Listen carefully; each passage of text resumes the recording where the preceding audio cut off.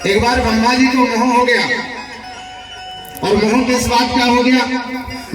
एक बार भगवान कन्हैया जी वृंदावन में गाय चराने के लिए गए, तो उनके साथ अपने सखा रहते थे, बड़े गरीब थे।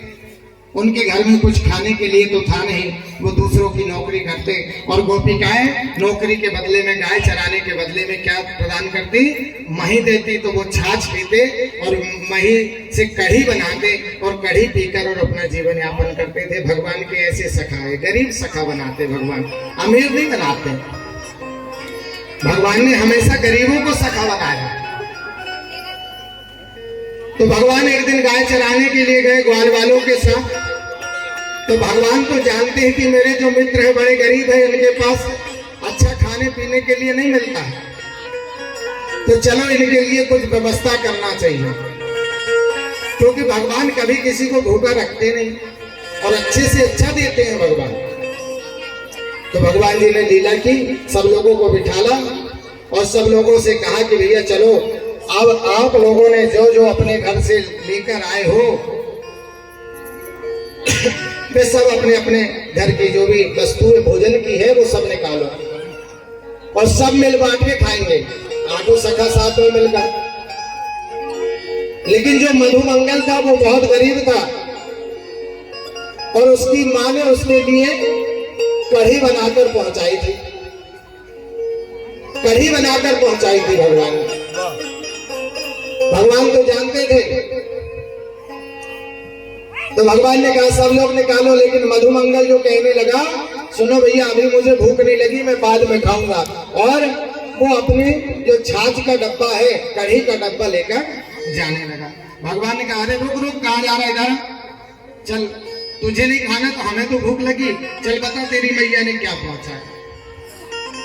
उसने कहा सुनो, मेरी मैया मेरे लिए बहुत अच्छे अच्छे पकवान बनाकर पहुंचाती, मुझे बहुत प्रिय है, मैं तुम्हें अपनी मैया का हाथ का भोजन नहीं दूंगा, मैं ही ग्रहण करूंगा। कन्हैया नहीं माने, कहने लगे लाओ देना पड़ेगा। तो वो क्या करता, अपना कढ़ी का डिब्बा लिया और भागने लगा।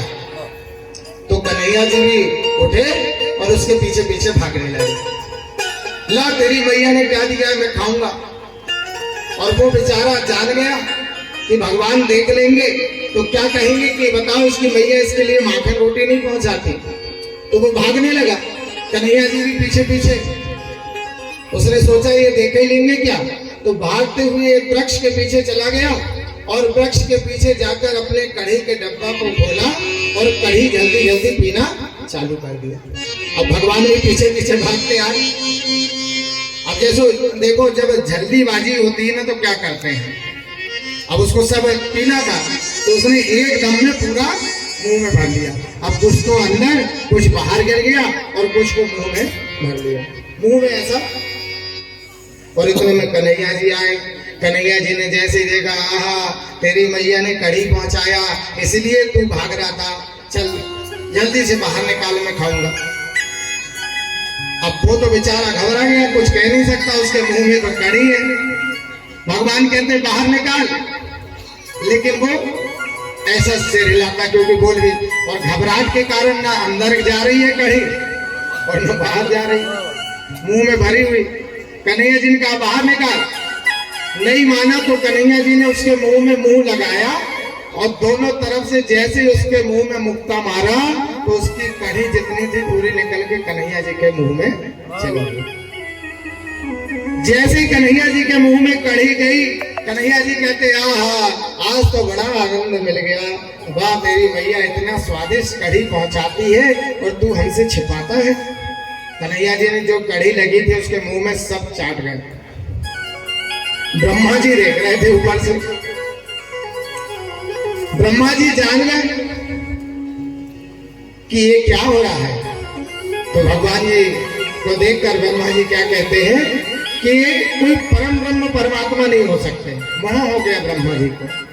अगर परम ब्रह्म परमात्मा होते तो क्या किसी के मुंह से कढ़ी निकाल के खाते? ये भगवान नहीं हो सकते, साधारण कोई है। चलो इनकी परीक्षा लेना चाहिए। और क्या काम करते हैं कि भगवान जब इधर मधुमंगल के साथ थे। तो ब्रह्मा जी ने क्या किया, जितने ग्वाल बाल थे, जितनी गाय थी, सबको योग निद्रा से सुला दिया और सबको लेकर अपने परम धाम को चले गए। इधर कन्हैया जी जब आए तो क्या देखा कि यहाँ तो कोई गाय नहीं है, ना ग्वाल बाल है। कन्हैया जी सब जान